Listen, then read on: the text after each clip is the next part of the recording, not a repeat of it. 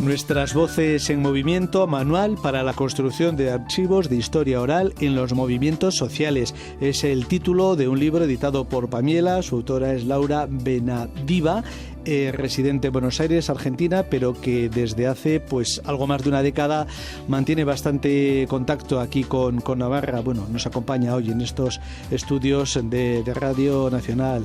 Bueno, Laura, vamos a comentar esto. O sea, 10, 11 años viniendo por aquí, por Navarra, desde Buenos Aires, bueno, pues como mínimo una vez al año, ¿no? Sí, siempre en mis vacaciones de allá, que es verano ahora, venimos y bueno, desde 2005, desde el Congreso de Fuentes Orales y Visuales que se hizo en Pamplona, bueno, yo siempre digo que para mí se abrió otra perspectiva en cuanto al trabajo con las fuentes orales y además con el grupo de trabajo, ¿no? Y bueno, pude conocer a un montón de gente, entre ellas Giovanni Levi, a toda la gente de la Universidad Pública de Navarra y bueno, y la verdad, Jerónimo Ustaris también. Y la verdad es que, bueno, no es casual que haya editado mi primer libro acá, mi primer libro español acá, con la editorial Pamiela, ya que, bueno,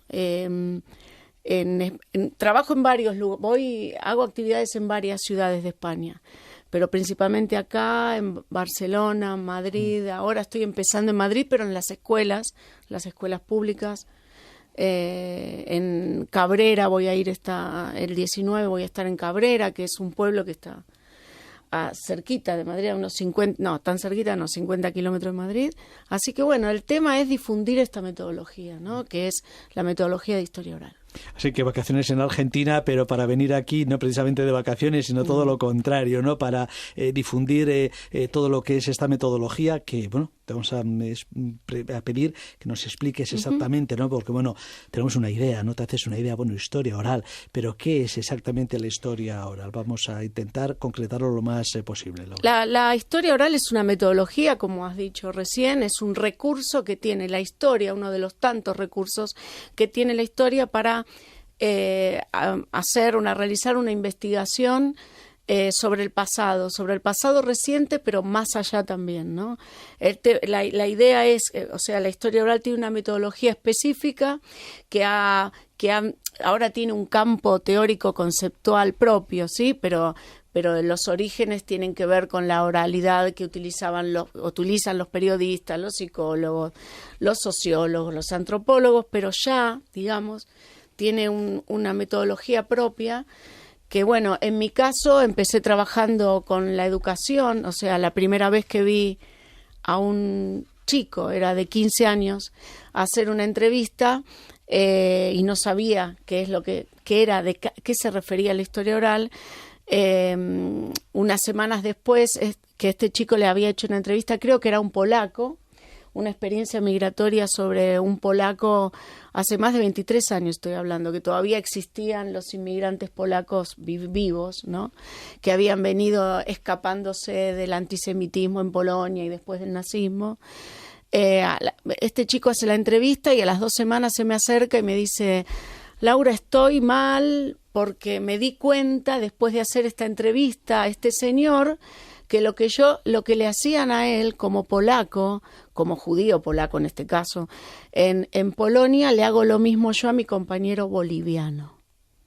Entonces dije, ¿qué es esto, no? Porque que un chico se dé cuenta que a pesar de las distancias, ¿no?, temporales y espaciales, siente que lo que esta persona le está contando persiste en el presente.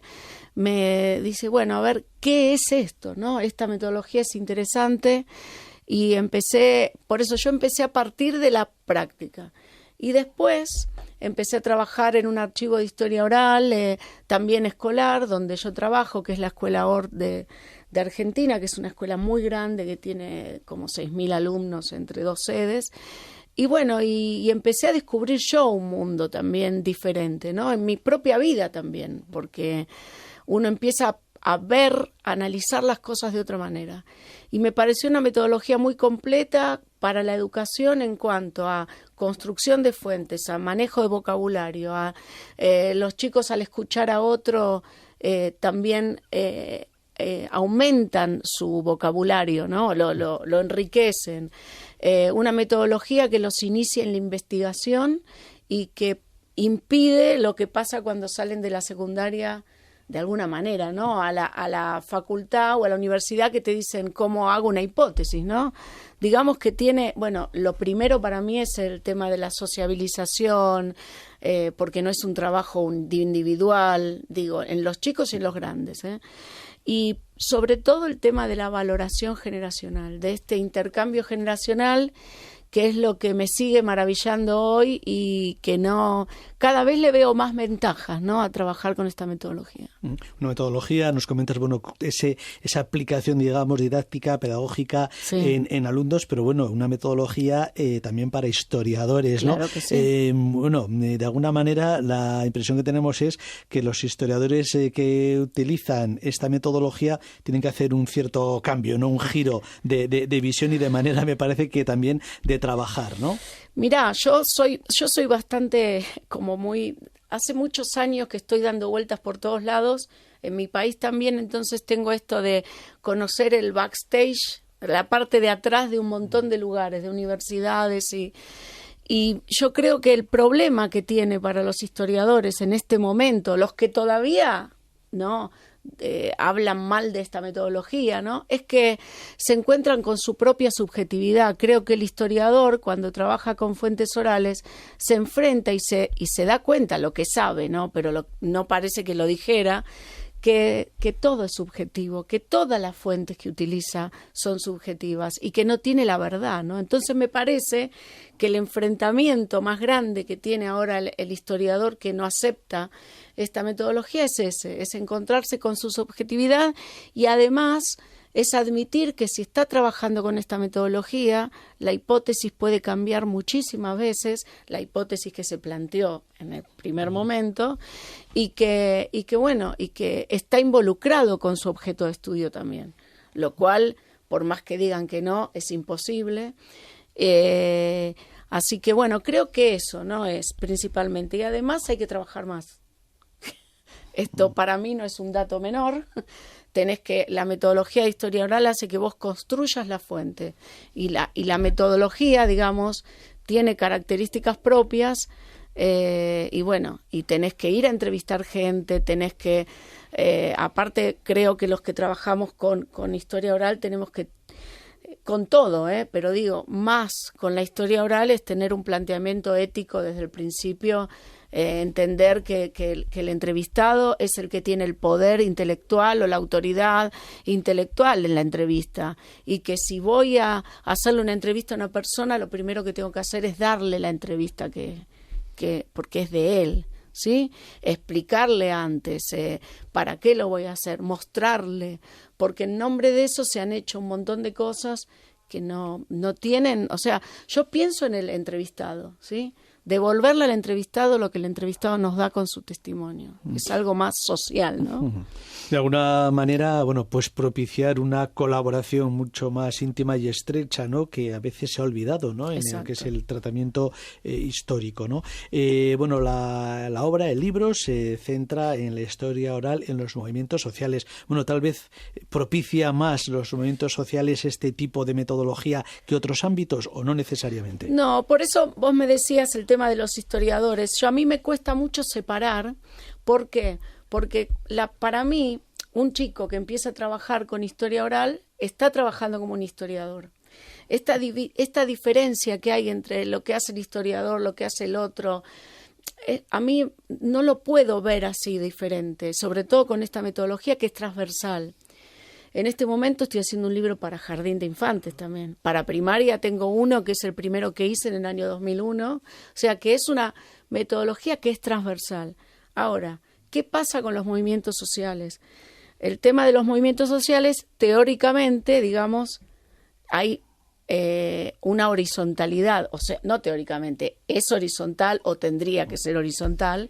Y muchas veces lo que vemos es que justamente cuando empieza a lo vertical a tener hegemonía sobre esa horizontalidad, empieza el movimiento a perder el objetivo con el que se armó, ¿no? O, lo que es peor para mí, que es lo que me preocupa, por mi país digo, ¿no? Y lo veo en todos lados, es esto de sojuzgar o de someter el poder que le dio a ese dirigente o a ese líder político que está representando al partido, porque no es imposible, tiene que convertirse en un partido, pero es someter ese poder que le dio la gente a una sola persona.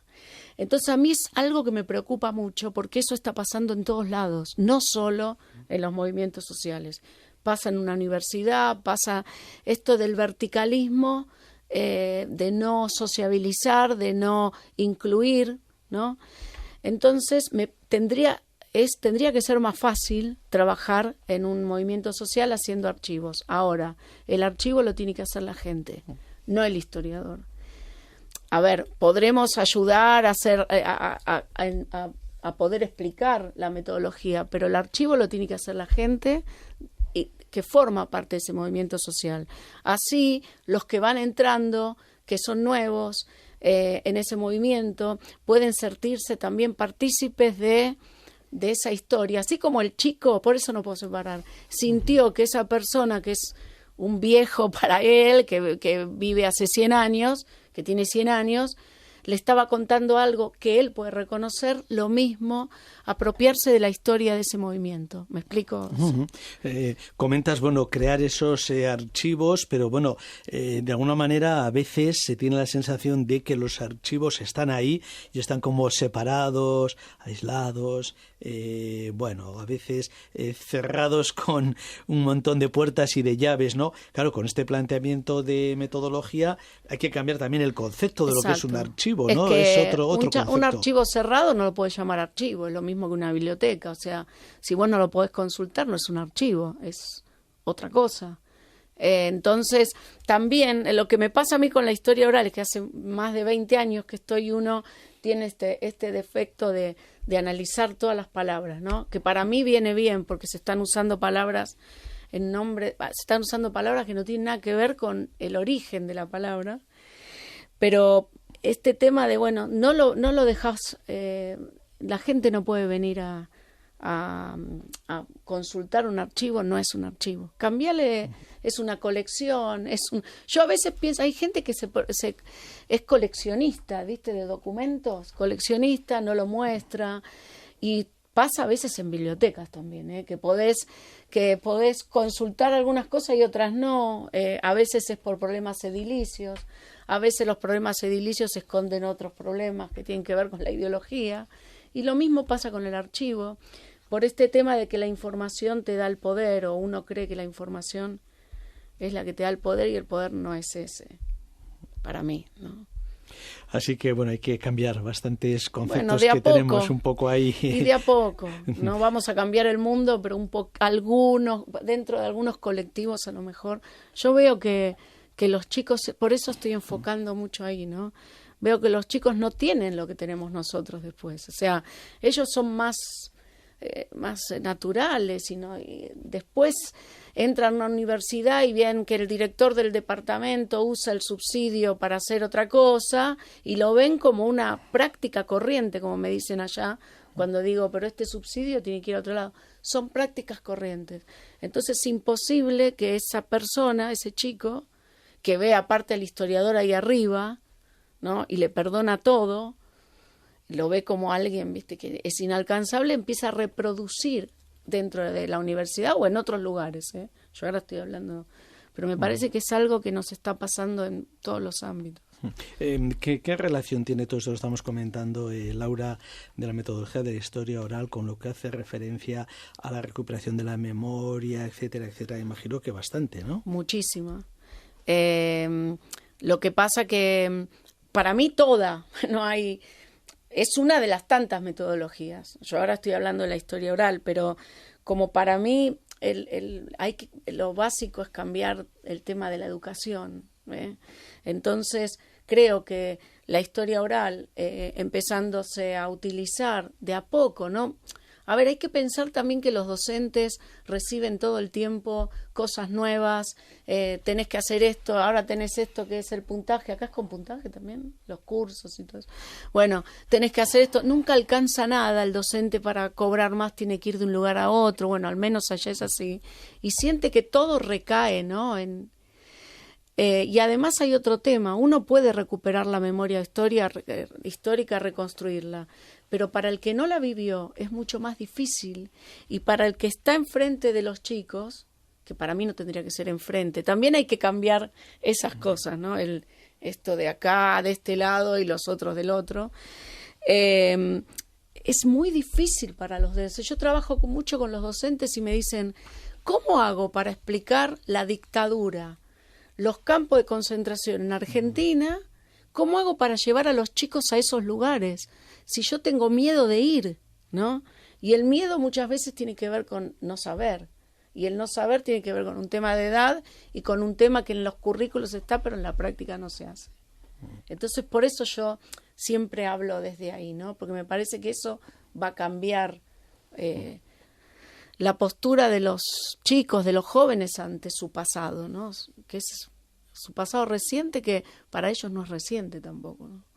Nos pones un poco en el punto, ¿no?, del silencio. Claro, hablamos de historia oral, de memoria, pero cuánto y cuánto silencio, ¿no? Cómo de alguna manera, bueno, podemos superar ese silencio con una metodología de historia oral. Sí, mira, en las entrevistas hay mucha gente que no habla, o que ante una pregunta no te dice nada. Yo sé que me estás hablando de otro silencio, pero ese silencio en el momento de la entrevista, en esa narración conversacional, por decirlo de alguna manera, es visto por el entrevistador y el entrevistado también.